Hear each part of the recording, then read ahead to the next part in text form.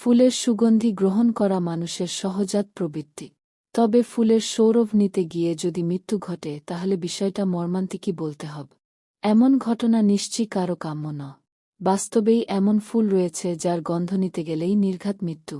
শুধু গন্ধ নয়, এটি স্পর্শ করলেও আপনার মৃত্যু হতে পারে। হ্যাঁ পাঠক, জানাবো এমন এক ফুলের কথা যেটা কেড়ে নিতে পারে আপনার জীবন। ব্রিটেনের সান্ডারল্যান্ডের হোয়াইট বার্ন শহরের শাউটার লাইট হাউজে পাওয়া গেছে এ ফুলটি। যে ফুলের গায়ে রয়েছে বিভিন্ন রোগের ভাইরাস, রয়েছে জীব হত্যা করার শক্তি।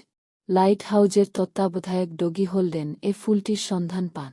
গবেষকরা বলছেন এর সমগ্র শরীরেই বিষে ভরা, যা হতে পারে মারাত্মক রোগ, এমনকি মৃত্যুর কারণ। এ ফুলটির নাম এগ্রোস্টেমনা গিথাগো। উদ্যানবিদগণ কৌতূহলীদেরকে এ ফুলটি স্পর্শ না করার জন্য পরামর্শ দিয়েছে। বিশেষজ্ঞরা বলছেন এ ফুলটিতে রয়েছে গ্লাইকোসাইড গিথাগিন ও এগ্রোস্টেমনিক নামে অ্যাসিড, যার ফলে পাকস্থলিতে ব্যথা, বমি, ডায়রিয়া, মাথা ব্যথা, শারীরিক দুর্বলতা, শ্বাসকষ্ট, এমনকি মৃত্যুও হতে পারে। ইংরেজিতে এ ফুলটিকে বলা হয় কর্ণক্য। এটি গোলাপি ও অনেক সময় রক্তবর্ণ, লালজ নীল হয়।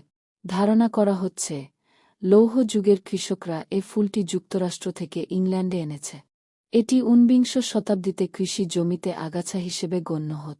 এ ফুলটি প্রায় ৩ ফিট লম্বা হয় এবং এর গায়ে থাকে পশম। আর তাই এই ফুলের ঘ্রাণ নেওয়া মানে নিজের মৃত্যুকে ডেকে আনা।